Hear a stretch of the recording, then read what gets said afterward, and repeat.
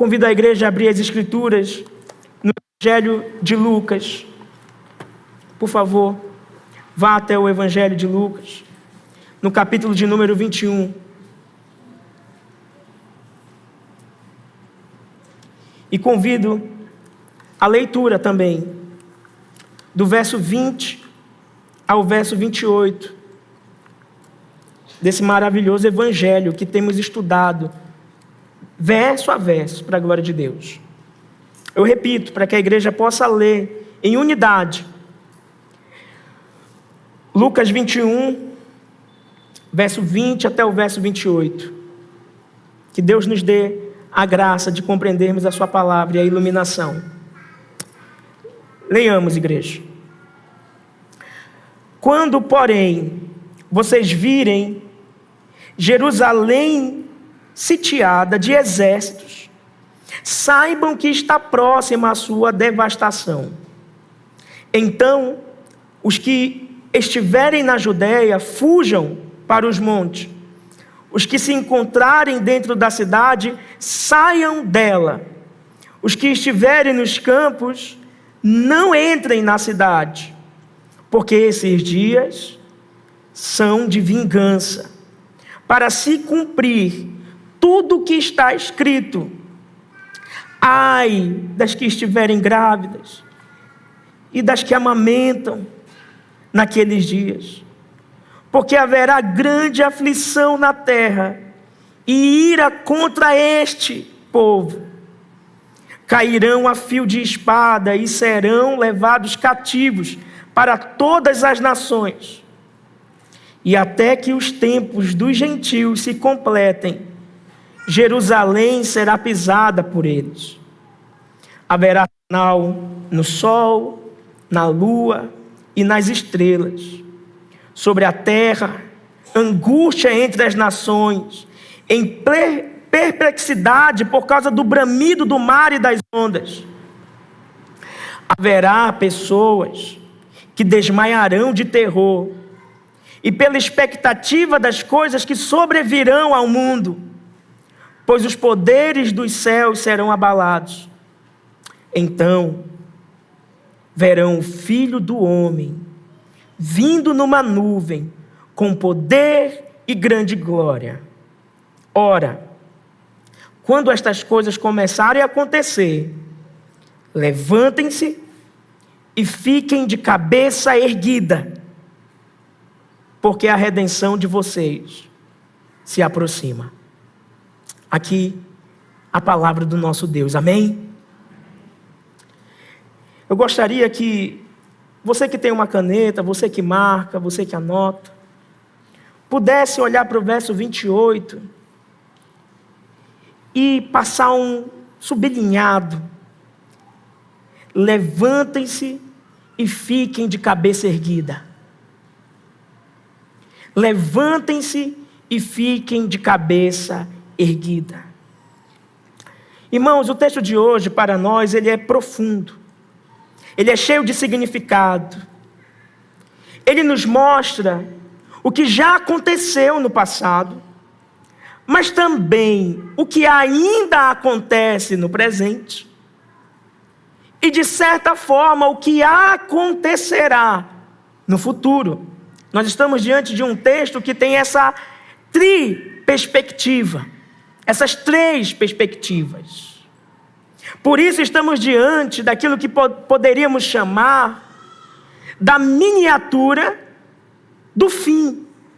Ou como os teólogos chamam, o pastor Wanderson usou essa expressão no último domingo, um pequeno apocalipse. É bem verdade. Estamos diante de um pequeno apocalipse. Mas que aponta para algo que acontece, como eu já disse, e para algo que certamente ainda acontecerá.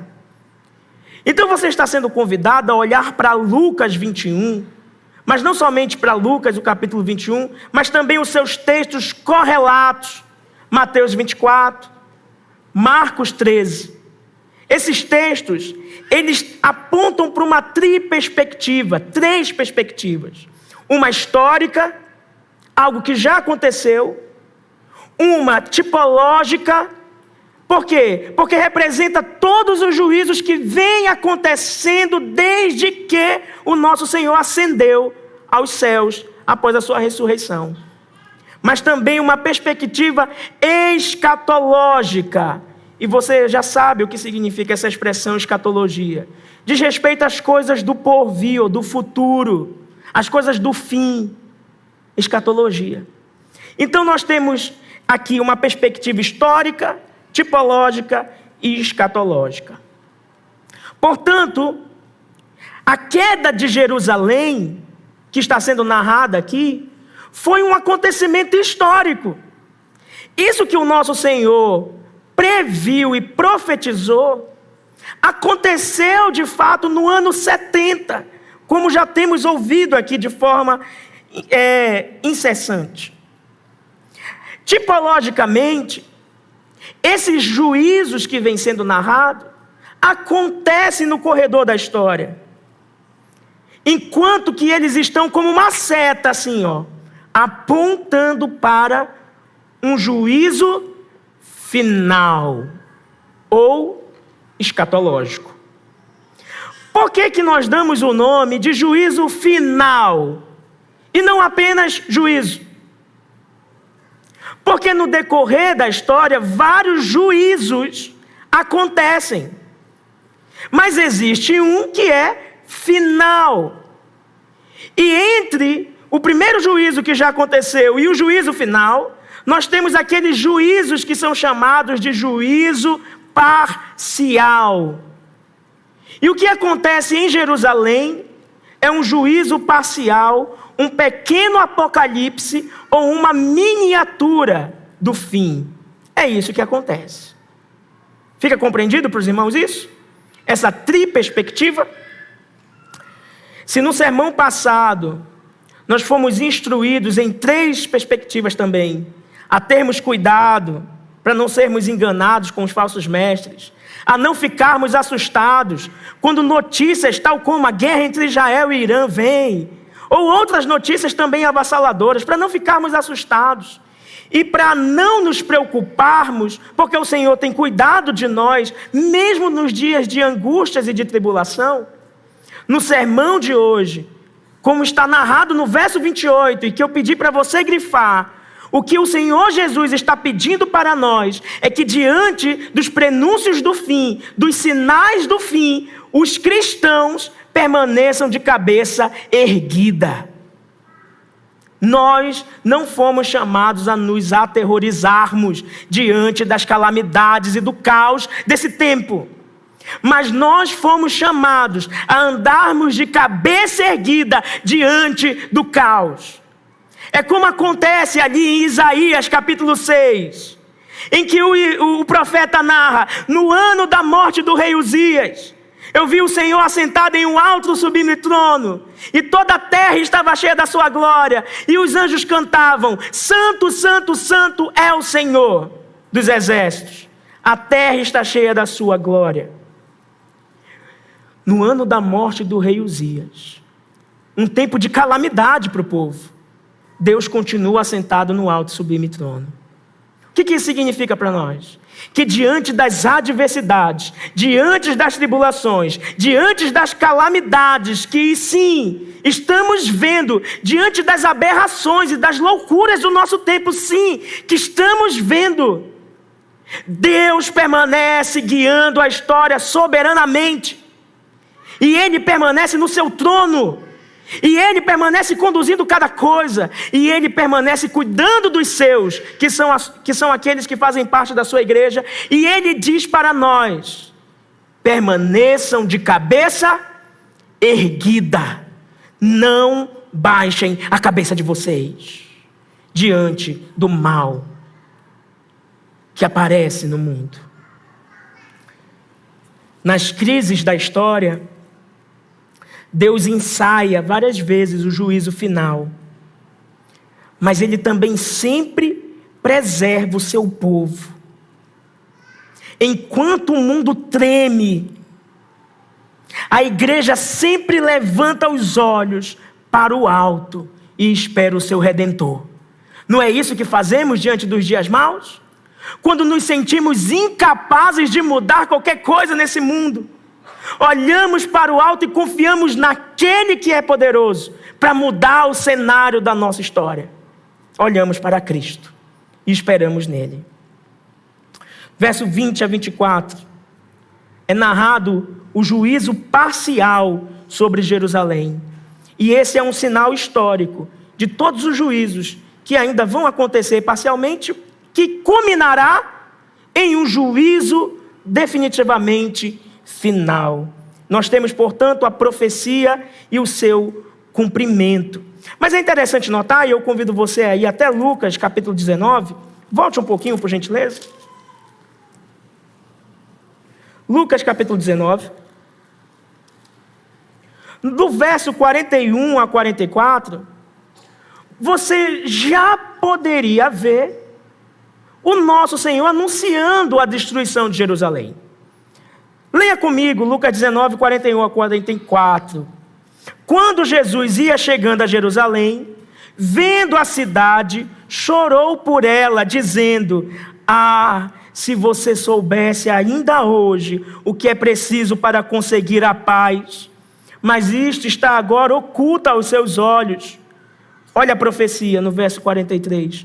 Pois virão dias em que os seus inimigos cercarão você de trincheiras e apertarão o cerco por todos os lados e vão arrasar você e matar todos os seus moradores. Não deixarão pedra sobre pedra, isso se referindo ao templo de Jerusalém que foi destruído, porque você não reconheceu o tempo em que Deus veio visitá-la. Em que tempo Deus veio visitar Jerusalém? Quando o Verbo se fez carne e habitou entre nós, quando Jesus encarnou. Por isso que a Bíblia fala, a nossa palavra, a palavra de Deus diz: veio para os que eram seus, mas os seus não o receberam. Jesus foi negligenciado ou negado por seu próprio povo. E quem nega a Cristo recebe severo e duro juízo. Então há um severo e duro juízo sendo narrado aqui. E mais uma vez ele anuncia essa destruição. Agora sim eu convido você para Lucas 21 e ver novamente essas palavras do verso 20 a 24. Mais uma vez para fixação. Olha o que diz. Quando, porém, vocês virem Jerusalém sitiada de exércitos, é o verso 20 do 21. Saibam que está próxima a sua devastação. Então os que estiverem na Judeia, veja, Judeia, uma cidade real de Jerusalém, fujam para os montes. Os que se encontrarem dentro da cidade, saiam dela. E os que estiverem nos campos, não entrem na cidade, porque esses dias são de vingança, para se cumprir tudo o que está escrito. Ai das que estiverem grávidas e das que amamentarem naqueles dias, porque haverá grande aflição na terra e ira contra este. Se referindo ao povo local, a este povo. Cairão a fio de espada e serão levados cativos para todas as nações. E até que os tempos dos gentios se completem, Jerusalém será pisada por eles. É o que diz o texto. Irmãos, 40 anos depois que Jesus proferiu estas palavras, que você acabou de ler, 40 anos depois que Jesus proferiu, o general romano Tito, ele cercou Jerusalém. Depois você pode pesquisar na história. Era uma ocasião de Páscoa, inclusive. Olha como ele era maléfico. Porque na Páscoa, vários peregrinos vinham para a cidade. A cidade estava lotada de gente. E ele cercou a cidade, repleta de peregrinos. De repente, aquelas pessoas veem, elas enxergam Jerusalém sitiada. Olha para o verso 20, para a primeira linha. Quando vocês virem Jerusalém sitiada de exércitos. É exatamente o que eles enxergam. A devastação estava decretada e a tragédia a essa altura era inevitável. Porque olha o que diz o final do verso 20. Saibam que está próxima a sua devastação. Jesus falou de algo que aconteceu, historicamente. Mas ainda assim, falando de algo que acontece, tipologicamente na história, que culminará no juízo final. Mas apesar disso, perceba também como Jesus procurou preservar ou guardar os seus discípulos, não livrá-los da perseguição, não retirá-los do pequeno juízo, mas preservá-los enquanto o juízo acontece. Porque ele dá 3 ordens: fujam para os montes, não procurem abrigo na cidade, não entrem na cidade. Olha o que diz o verso 21. Então os que estiverem na Judeia fujam para os montes, o que se encontrarem da cidade saiam dela, e os que estiverem nos campos não entrem na cidade. O nosso Senhor, preocupado com o povo que Ele ama, fornece 3 ordens sucintas aqui. Você pode marcar. A primeira: os que estiverem na Judeia devem fugir para os montes. Os que estiverem dentro da cidade devem sair. E os que estiverem fora da cidade devem permanecer fora. De forma que, irmãos, foi exatamente o que aconteceu em 70. Os que estavam dentro da cidade pereceram, morreram. A história narra que cerca de mais de 1 milhão de judeus foram mortos nessa ocasião. Algo muito pior do que narra o Holocausto, que sabemos foi terrível. Foi esse juízo de 70. A única maneira de ter a vida poupada aqui era fugir da cidade e jamais entrar nela. E é nesse ponto que nós temos uma prova contundente de que essa narrativa de Jesus aqui, e que esse juízo foi situado historicamente. Por quê? Pois Jesus está orientando o seu povo, ou os seus discípulos, como deveriam fugir da desolação. De fato. Então, ainda que seja de fato um juízo, é um juízo parcial e não um juízo final. Por quê? Porque neste se pode escapar, mas no juízo final não se pode. Esse era o juízo do Senhor sobre a cidade de Jerusalém e sobre aqueles que rejeitaram o seu Filho. Observe a expressão no verso 22, dias de vingança. Verso 22, porque esses dias são de vingança. Essa expressão que está aqui, dias de vingança, ecoa o que é narrado, e eu convido você a ir até lá em Deuteronômio, capítulo 28. Deuteronômio 28 fala das consequências daqueles que quebram a aliança com Deus, das consequências daqueles que rompem o pacto com Deus. Deuteronômio 28.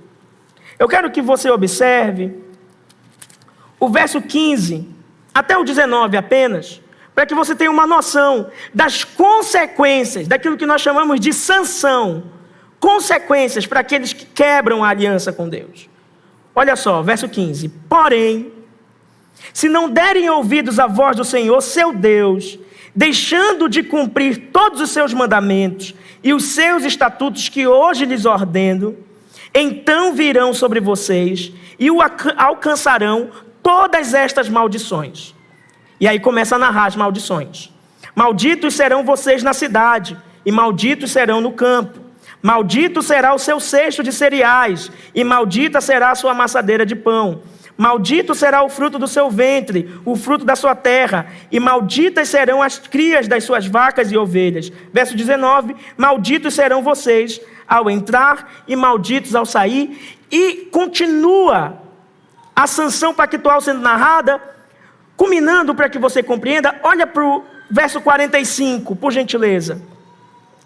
Todas estas maldições virão sobre vocês, os perseguirão e os alcançarão, até que vocês sejam destruídos, porque não ouviram a voz do Senhor, seu Deus, para guardarem os mandamentos e os estatutos que Ele lhes ordenou. Você percebe? O que está acontecendo em Jerusalém é uma consequência real e um juízo real daqueles que negaram a Jesus. É isso que acontece É como se fosse tipologicamente um quadro pintado para nós. E ao olharmos para ele, nós vemos a seguinte mensagem: é este o destino daqueles que negam a Cristo Jesus. É este o desfecho de todos os que negam o Senhor Jesus Cristo. A expressão dias de tribulação aqui nos lembra exatamente aquele fato de que Jesus foi enviado do céu à terra com uma mensagem da graça de Deus, mas da parte de muitos, especialmente dos líderes religiosos da época, Jesus e a sua mensagem foram rejeitados. Foram rejeitados. E como resultado dessa rejeição, estava para se cumprir as profecias de vingança, os anúncios de sofrimentos. E nós estamos pensando aqui especialmente em textos como Jeremias, capítulo 18, verso 9 a 12, depois o verso 17, que narra o que acontece com aqueles que negassem, que viriam a negar o Cristo, o Salvador. Irmãos, em outras palavras, o que está sendo dito aqui a nós é que há um grande e terrível juízo que alcançará a todos, mas ele será implacável para aqueles que negaram a Cristo. Ele alcançará a todos, inclusive a nós, mas ele será implacável, insuperável para aqueles que negaram a Cristo. Será terrível. Será, de fato, assolador. Perceba que, apesar de ser uma realidade inevitável esta do juízo, o nosso Senhor Jesus, ele demonstra um lamento profundo. Nós já vimos que diante de Jerusalém desolada, Jesus chora, contemplando a destruição, vendo que não restaria pedra sobre pedra. E mais uma vez o nosso Senhor expressa lamento profundo. Olha o verso 23, por gentileza. Aqui não é tanto uma palavra de juízo nesse caso, ainda que seja, quanto é de lamento do nosso Senhor. Ele está dizendo: ai, eu lamento. Eu lamento pelas grávidas que estarão ali naquele dia. O nosso Senhor está sofrendo, se compadecendo. Ele está dizendo: ai, eu lamento, eu choro por aquelas que estarão amamentando seus filhos no dia que essa desolação vier. Veja como o nosso Senhor é compassivo. Porque está próximo ao dia da sua condenação. Está perto o dia em que ele será colocado na cruz. Essa é a semana final. Mas ainda assim, ele se preocupa com aqueles que no futuro haveriam de sofrer a desolação desse grande juízo. Irmãos, de fato, tipologicamente, isso tudo aponta para um juízo inescapável, em que todos nós, nas circunstâncias em que nos encontrarmos, estaremos enfrentando diversas adversidades. Se você tem filhos, no seu emprego, na sua família, com seus parentes. Já vemos isso acontecer por sombra. Já vemos isso acontecer parcialmente. Já vemos e enxergamos países inteiros que estão sob o jugo de pessoas corruptas e que usurpam o lugar e o reinado de Deus e a glória de Deus. Já vemos irmãos que estão sofrendo perseguição. Isso não é uma possibilidade. Isto é uma realidade. E o que lhe faz pensar que isso não sobrevirá sobre você e sobre mim? A coisa tem se afunilado e eu não sei se você consegue discernir os tempos. Ninguém aqui está procurando o seguro do fim dos tempos, porque nós não sabemos quando o dia final vai se manifestar. Ninguém aqui está querendo se preocupar com datas, ou marcar no calendário o dia do regresso do nosso Senhor. Porém, é bem verdade que já estamos nos últimos dias. E somos homens dos últimos tempos. E a desolação já tem se asseverado sobre nós, irmãos. Às vezes não é uma perseguição pública, mas velada. Às vezes não é uma perseguição nacional, mas institucional.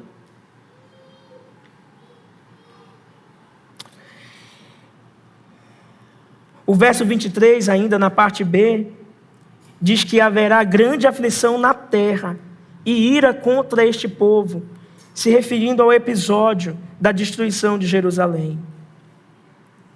O nosso Senhor, irmãos, Ele certamente é justo quando Ele opera tamanho juízo, ainda que ao mesmo tempo Ele se compadeça, se tristeça com aqueles que perecem, porque o seu coração é compassivo e misericordioso.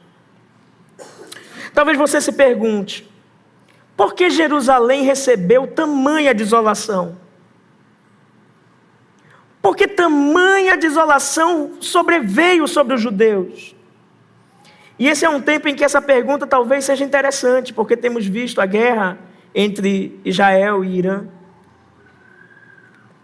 Em primeiro lugar, é importante dizer que de modo nenhum Deus abandonou e deixou de amar os judeus. De modo nenhum. Porque caso disséssemos isso, estaríamos contrariando o que nos diz Romanos capítulo 11, do verso 1 ao verso 5. Você pode dar uma conferida, por gentileza. Romanos 11, verso 1 a 5. A primeira afirmação que estou trazendo para os irmãos é respondendo a pergunta, por que tamanha desolação sobre os judeus? E eu estou dizendo que Deus não deixou de amar os judeus, apesar dessa desolação. Olha o que diz o verso 1. Então eu pergunto, será que Deus rejeitou o seu povo? Resposta, de modo nenhum. Porque eu também sou israelita, da descendência de Abraão, da tribo de Benjamim. Deus não rejeitou o seu povo, a quem de antemão conheceu. E esse trecho você deveria grifar.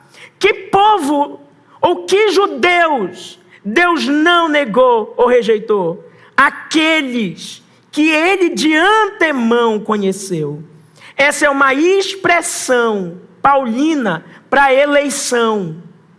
É uma expressão paulina para aqueles que são seus eleitos. Então Deus deixou de amar os judeus?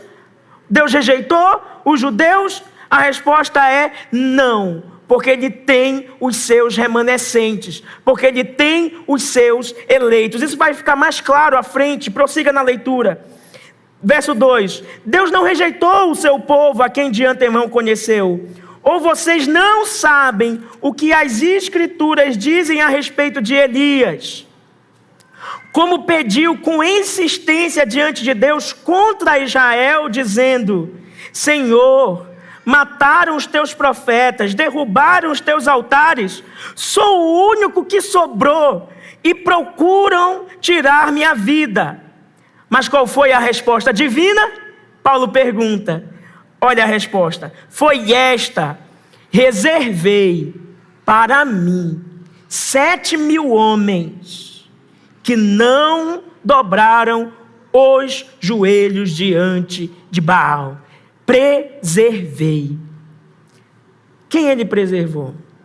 Aqueles que Ele de antemão conheceu. Verso 5. Olha só. Assim também, nos dias de hoje, sobrevive um remanescente, segundo a eleição da graça. Como que os judeus são salvos? Pela graça. O verso 6 deixa isso claro. E coloca uma pedra sobre esse questionamento. Porque ele diz assim, e se é pela graça, já não é pelas obras. Do contrário, a graça já não é graça. Então, irmãos, Paulo nesse texto está tratando do remanescente eleito dentro do povo judeu. o amor de Deus permanece, o amor eletivo dele permanece sobre os judeus eleitos. Se você perguntar, Deus ama a todos? Sim, Deus ama a todos, toda a sua criação. Mas temos que fazer a distinção do seu amor geral para o seu amor eletivo. E o amor eletivo de Deus permanece sobre os judeus eleitos. O não abandono que você leu aqui não significa uma restauração nacional de Israel, mas fidelidade de Deus ao propósito eterno da eleição. De forma que Deus não tem dois povos. Deus não tem dois planos. Há um único povo de Deus. Há um único Israel. E o texto de Romanos 11 vai continuar dizendo, e você posteriormente vai ter a oportunidade de ler, o pastor Vance no próximo sermão também inevitavelmente vai tocar nisso. Mas nós fomos enxertados na videira, de forma que não há dois povos, mas um só. E esse povo pertence a Deus somente. Inclui judeus e inclui gentios eleitos. Cada judeu eleito será salvo. Não por etnia, mas por eleição graciosa. E o Israel étnico, o Israel nacional que hoje vemos, ele é apenas um sinal, ele é apenas um microcosmo, ele é apenas uma miniatura, que foi uma palavra que eu usei no início, do juízo pactual sobre todos os que estão sob o pacto de obras. Dessa forma, o que nós podemos entender de forma resumida aqui? Lucas 21, Mateus 24, Marcos 13, todos esses textos eles têm cumprimento primário no juízo de 70 depois de Cristo. Mas também eles tipificam os diversos juízos que ocorrem desde lá, de 70, até o presente momento. E ainda os juízos que nós vivemos nesse tempo são parciais, pois eles apontam para o juízo escatológico, o qual nós chamamos de juízo final. O que aconteceu com o Israel étnico, acontecerá com todos que rejeitam o senhorio de Cristo. E é isso que nós estamos vendo aqui. Essa dissolação e essa destruição que recaiu sobre os judeus, não foi sobre todos os judeus, mas os judeus reprobos, aqueles que foram reprovados. Porque os seus, Deus guardou e preservou, dizendo, fujam para os montes, saiam da cidade e jamais entrem nelas. Ele advertiu com cuidado aqueles que são seus. Então, desde 70, irmãos, desde 70, até a volta de Cristo, que nós não sabemos quando se dará, o padrão será o mesmo.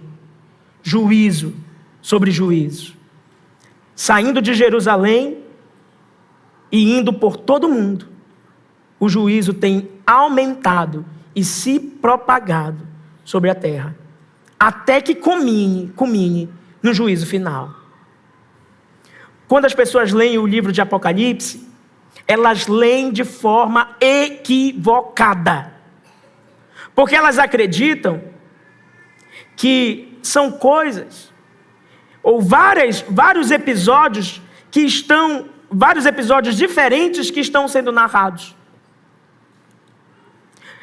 Mas ao ler Apocalipse pela lente correta, o que nós temos são aquilo que nós chamamos de argumento cíclico, ou uma espécie de paralelismo progressivo. Não sei se você entende essa expressão. O que quero dizer? É que o juízo que está sendo narrado ali em Apocalipse, ele é um juízo que vem sobre a terra. Porém que ele vai se intensificando nos seus ciclos. Por isso um paralelismo, porque eles são iguais na narrativa, e é o mesmo, não é um e outro.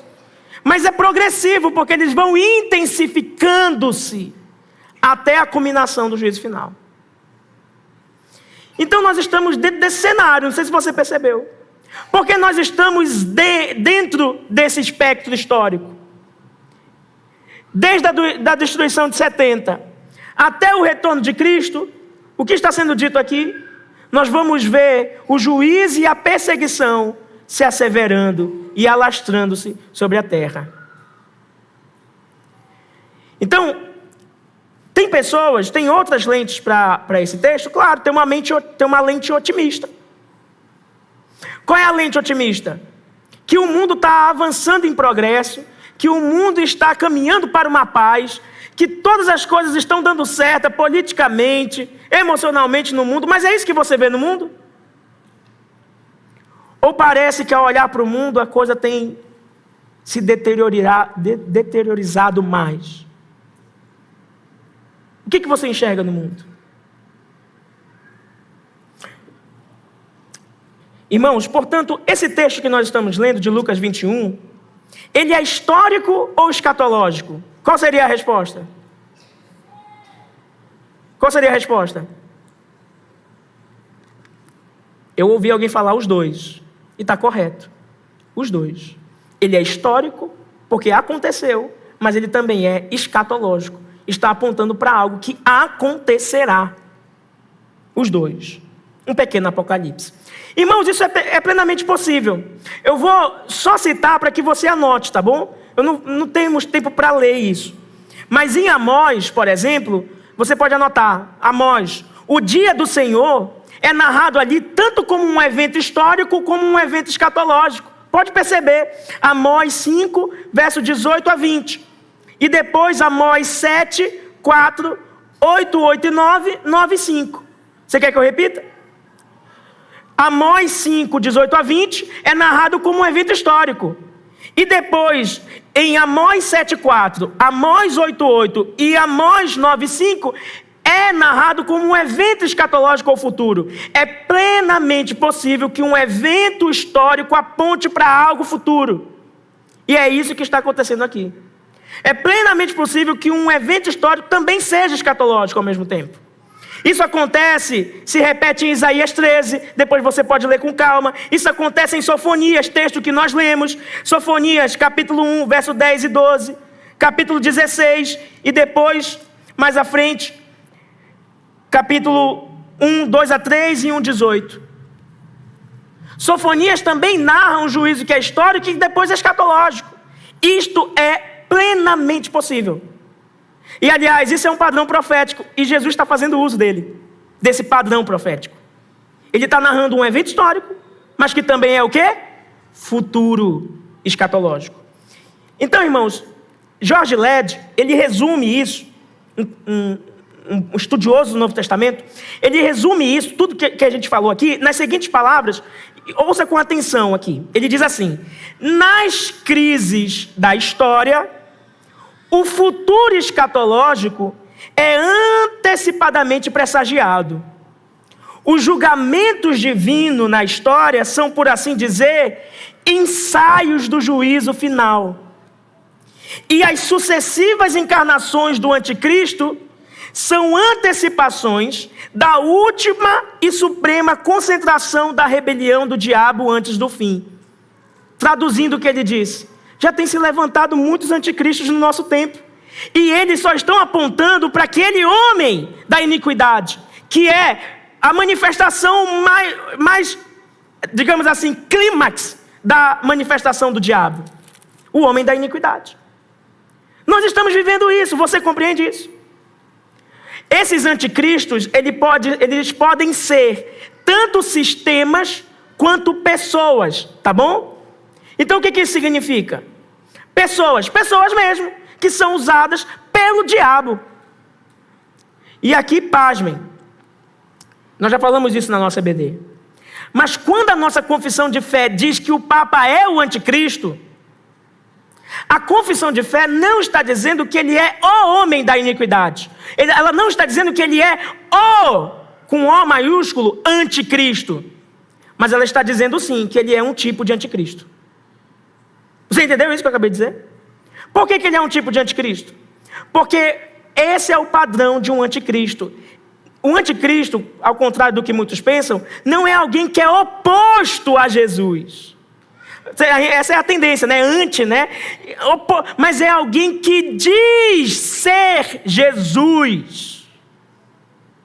É alguém que diz ser o representante de Jesus. E por isso o sermão do domingo passado: cuidado, para que não venham a enredá-los dizendo eu sou o Cristo. E o Papa diz ser o vigário de Cristo na terra. E ele é, portanto, um tipo de anticristo. Você entende isso? Mas certamente não é o anticristo. Mas é um tipo. E isso tem se acumulado até a manifestação desse homem da iniquidade. O verso 24 nos narra que essa aflição que aconteceu sobre Jerusalém foi, de fato, irmãos, devastadora. Olha o que diz o verso 24. Cairão a fio de espada e serão levados cativos para todas as nações. O que aconteceu com os judeus na diáspora? O próprio nome já diz. Os judeus foram espalhados por todas as nações, irmãos. Na grande perseguição que eles sofreram em 70, o povo judeu foi espalhado. Você sabe quando o povo de Deus voltou para Israel? Alguém saberia dizer? Dá para olhar para trás aqui no corredor da história, porque está bem próximo. Eu estou falando de 70 até o século 20, 1948. Estavam dispersos. Alguns interpretaram que isso era a restauração de Israel. Mas, irmãos, sabe quantos dos habitantes de Israel são israelitas? Ou judeus? Israelitas, todos que nascem lá. Mas judeus? Você sabe quantos? 20%. 20%. Ou seja, de 5, a cada 5, 1 é judeu. Você acha que isso é uma restauração? Há como haver uma eleição étnica aí, já dentro dessa configuração? Os judeus continuam dispersos pelo mundo, irmãos. Há judeus em todo lugar. Há judeus aqui em Manaus. Há judeus fundaram Belém e outras várias cidades. Há judeus espalhados por toda a terra.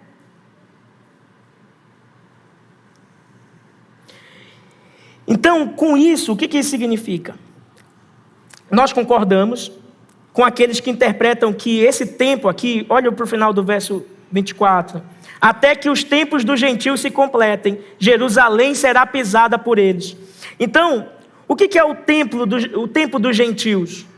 O tempo dos gentios. Não se completou em 1948 o tempo dos gentios. Não. Sabe quando vai se completar o tempo dos gentios? A resposta é apenas na parousia. Ou seja, quando Cristo voltar. Somente quando Cristo voltar, Israel terá paz. Antes disso, não há paz para Israel. Você entendeu isso? Isso é muito importante, irmãos. É uma coisa que causa muita confusão na mente das pessoas. Mas que o texto bíblico ele deixa bem claro para a gente. Então, vamos avançar. Dito isso, verso 25 e 26. Haverá sinais no sol, na lua e nas estrelas, sobre a... O que está dizendo aí na sua Bíblia? Haverá sinais no sol, na lua e nas estrelas, sobre a terra. Angústia entre as nações. O que você percebeu aqui? Terra, nações. Olhe para o verso 20, Jerusalém. Olha para o verso 21, Judeia. Agora olha para o verso 25, terra e nações. O que você percebeu aqui? Que o texto está transicionando do local para o global. O texto está saindo de Jerusalém, Judeia, e ele está indo até os confins da terra, na sua narrativa agora. Em outras palavras, depois de toda a aplicação ou implicações que percorremos até aqui, nós devemos enxergar os versos 25 e 26 como um sinal para todos os tempos, porém que vai se intensificando até o juízo final. Perceba que a narrativa transfere da Jerusalém sitiada, no verso 20, para a angústia entre as nações, no verso 25. Então, nesse ponto, nós estamos avançando do aspecto histórico para o tipológico, do local para o global. Em outras palavras, a partir do verso 25, você está vendo que Jesus está dizendo que o que aconteceu em Jerusalém localmente vai se reproduzir no mundo todo, nas nações e na terra inteira. Vai acontecer conosco também. Vai nos alcançar. Então, o caos das nações, os colapsos dos sistemas, as guerras, tudo isso são sinais contínuos, nunca vão parar. E sinais contínuos de que Deus está julgando o mundo e conduzindo a história a uma consumação. No contexto do sermão profético de Jesus, que é esse de Lucas 21, ele aponta para os eventos que estão ligados à sua segunda vinda. Pode ver no verso 27. É o que diz: então verão o Filho do Homem vindo. Então Jesus está conectando o juízo que vai se alastrar e chegar no ápice, a sua vinda. Você percebeu isso? Então o juízo ele vai se intensificando, até que Jesus volta. Ele volta não no maior clímax que esse juízo poderia chegar, tá bom? Entenda o que eu vou dizer. Mas ele volta no maior clímax do que os eleitos poderiam suportar. Você entendeu o que eu acabei de dizer? O juízo poderia ser bem pior do que de fato vai ser. Mas por amor aos eleitos de Deus, o nosso Senhor vai refrear o impacto do juízo. Por amor de nós. Isso mais à frente você vai ver nos próximos sermões, tá bom? Como isso é verdade. O que isso significa? Se isso foi dito, irmão, significa que nós estaremos dentro desse juízo. E por amor de nós, esse juízo vai ser refreado. Mas poderia ser bem pior.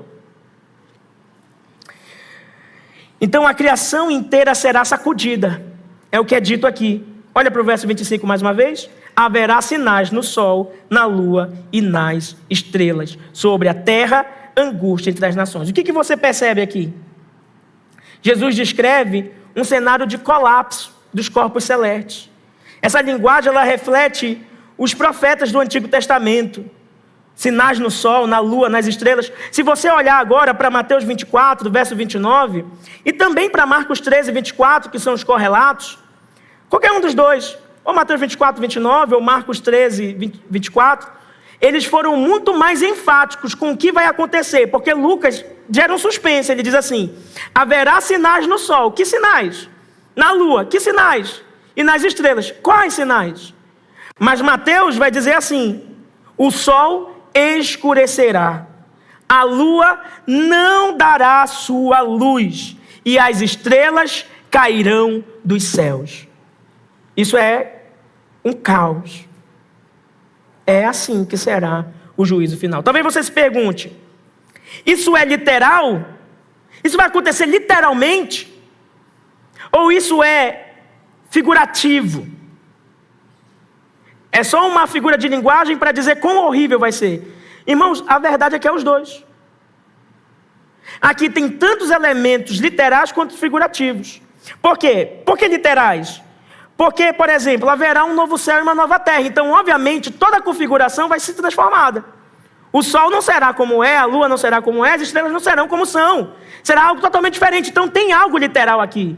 Mas certamente também é figurativo, porque tudo isso que está sendo narrado aqui significa um colapso de todas as estruturas de segurança do mundo, como no Egito. Lembra do que aconteceu no Egito? As pragas, como em Babel.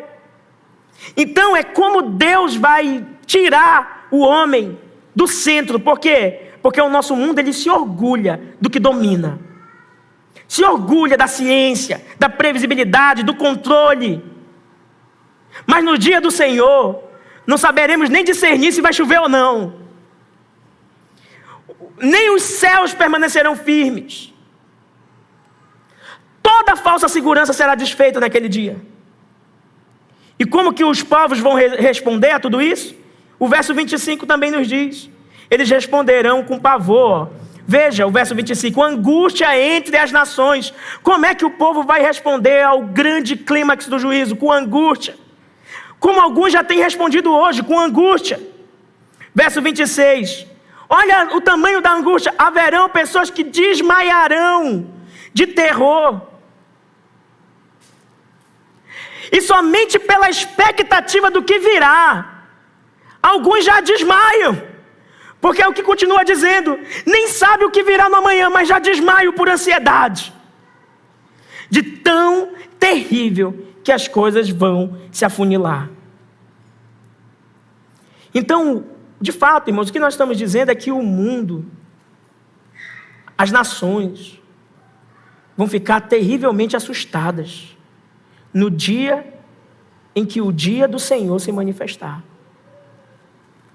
E nós, como é que nós ficaremos? Eu já respondi isso para você no início do sermão. Como é que nós estaremos quando as coisas colapsarem, hein? Você pode dizer, de cabeça erguida. Onde os nossos olhos vão estar? No caos ou no nosso Salvador? Os nossos olhos estarão no nosso Salvador. Mas esse não é um exercício que precisa ser feito apenas no futuro. É um exercício que precisa ser feito agora. Diante dos pequenos apocalipses, dos pequenos juízos e dos pequenos caos que acontecem em nossa vida. Os nossos olhos precisam estar fitos no Senhor. Olha o que diz do verso 27. Então verão o Filho do Homem vindo numa nuvem com poder e grande glória. Quem deseja ver esse dia? Quem deseja ver o Senhor voltando para buscar sua noiva? Todos nós desejamos, irmãos. A gente já não suporta mais esse mundo mau. Já não nos entra mais esse mundo. Já nos esgotamos. Nós queremos Jesus. E o Filho do Homem vai se manifestar. Aqui há uma promessa para nós, irmãos. Jesus voltará. Ele voltará para livrar os seus da angústia e da assolação. Verso 28. Ora, perceba como isso não é algo apenas para ser vivido quando o juízo se asseverar. Não é, porque olha o que o texto diz, palavras do próprio Cristo. Quando estas coisas começarem a acontecer. Pergunta, começaram ou não? Em 70 foi inaugurado tudo isso. Quando essas coisas começarem a acontecer, esses juízos vierem sobre a terra, se intensificando cada vez mais, até culminar num juízo que é final e não mais parcial. O que os cristãos, aqueles que pertencem a Jesus, devem fazer? Olha para o final do verso 28. Levantem-se e fiquem de cabeça erguida. Por quê? Porque a redenção de vocês se aproxima. O que isso significa para nós, irmãos, em termos finais? Significa, irmãos, que enquanto o mundo está entrando em colapso, a esperança da glória e da redenção aumenta em nós. Quando você vê os noticiários, você fica mais preocupado ou mais descansado? Que é certo que o nosso Senhor voltará. É certo que ainda não vivemos no clímax desses juízos. Eu lhe digo, há muita coisa ainda para acontecer. Esse é só o princípio das dores, como disse o próprio Senhor Jesus Cristo. Mas em cada circunstância que nos cerca, somos chamados a, desde já, erguer a nossa cabeça e esperar o nosso Salvador. É assim que nós enfrentamos o mundo mau. Como o crente enfrenta o mundo mau? De cabeça erguida, olhando para o Salvador, esperando pelo seu Senhor. Amém? Vou aplicar essas verdades aos nossos corações, irmãos. Em primeiro lugar, e anote isso, confie na soberania de Deus na história. Essa é a primeira aplicação. Confie na soberania de Deus na história. Sabe por quê? Porque o nosso Deus não perdeu o controle. Nem mesmo nos dias mais sombrios das nossas vidas, o Senhor permanece sendo soberano. Deus não perdeu o controle da história. Mas saiba também que nem sempre o nosso sofrimento é consequência natural. Não. Muitas vezes o juízo é de Deus. Vem dele. E vem sobre a rebelião. Um juízo justo para o nosso coração vacilante. Muitos cristãos esqueceram da verdade que pecado tem consequências. Mas não tem. As cidades, as nações, as famílias, as igrejas que endurecerem o seu coração experimentarão o juízo. A queda de Jerusalém é apenas um memorial de um juízo. Hoje mesmo, uma igreja infiel à palavra, como a igreja de Laodiceia, por exemplo, também pode ser vomitada na presença do Senhor. Mas confie na soberania de Deus, que conduz toda a história.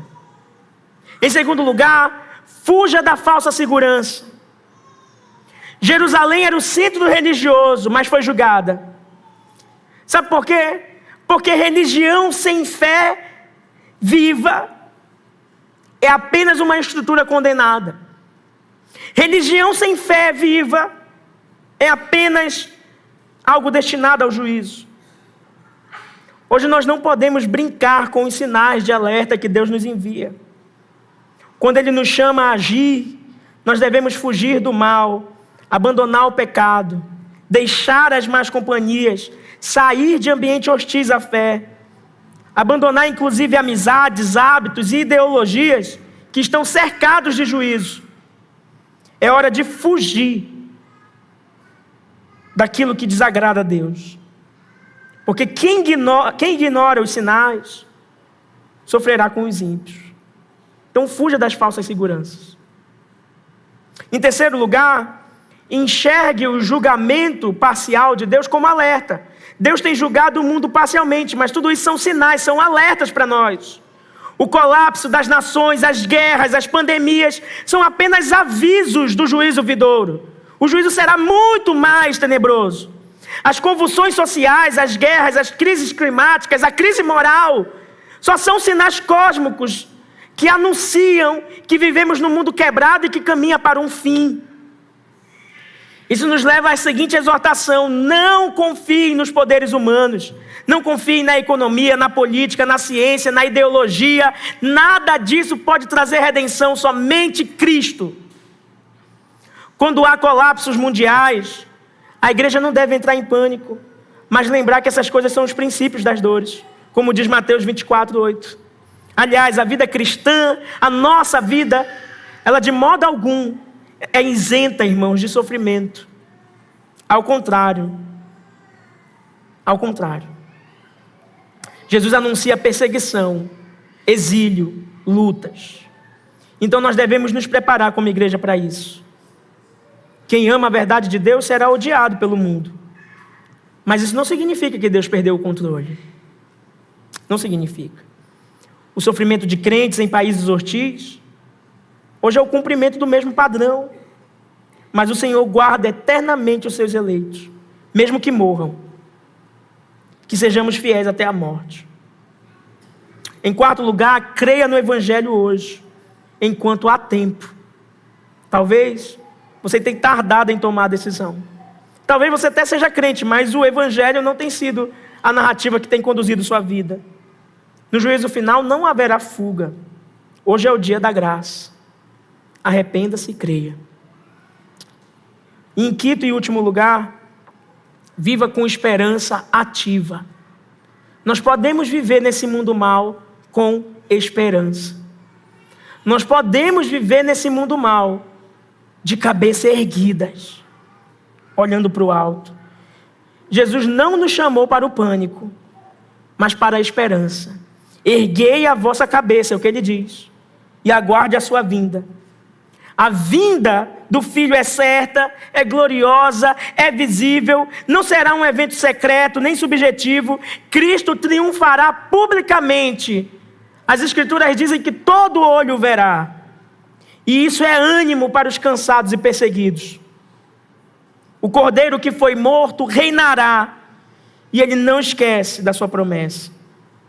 Aos que sofrem, lembrem-se, o juiz está às portas. E ele virá para julgar os vivos e os mortos. O cristão, em meio ao caos, ele olha para cima. Enquanto o mundo desaba, o cristão não se desespera, mas espera no Senhor. Portanto, a palavra para a igreja nessa noite é: irmãos, ânimo, ergam a cabeça. Não vivam olhando para baixo, deprimidos, abatidos. Cristo está voltando. Ergam a cabeça. É isso que o texto nos diz. Hebreus 12, verso 1 e 2, apenas citando o texto, diz que nós devemos correr com perseverança a carreira que nos está proposta, olhando firmemente ou fixamente para Jesus, o autor e consumador da nossa fé. É para Ele que olhamos. É para Ele que olhamos, para o nosso Senhor. Romanos 8,18 diz: porque para mim tenho por certo que o sofrimento do tempo presente não podem ser comparados com a glória que há de ser revelada em nós. 2 Coríntios 4, 17, 18, o apóstolo Paulo diz: porque a nossa leve e momentânea tribulação produz para nós eterno peso de glória, acima de toda comparação, não atentando nós nas coisas que se veem, mas nas que não se veem. E por fim, o último texto que eu gostaria de compartilhar, e que ele sirva de exemplo para todos nós que somos de Cristo, encontra-se em Atos, capítulo 7, versos 55 e 56. Nós temos aqui o exemplo de Estevão. Que nós possamos ser como Estevão. Mas ele, o texto diz, Estevão, cheio do Espírito Santo, fixando seus olhos nos céus, viu a glória de Deus e Jesus que estava à direita de Deus. Estevão é o exemplo supremo para nós, em meio ao caos, em meio à morte. Sabe por quê? Porque enquanto ele era apedrejado e tinha suas vestes rasgadas, ele ergueu a cabeça para o alto e viu a glória celestial. Ele viu o Senhor ressurreto. Ele olhou para cima. Quando tudo lhe convidava a desfalecer, ele olhou para o alto. Nas crises da história, Deus ensaia o juízo final, mas também preserva o seu povo. Enquanto o mundo treme, a igreja levanta os olhos e espera pelo seu Redentor. Irmãos, ergam a cabeça e perseverem até o fim. Amém?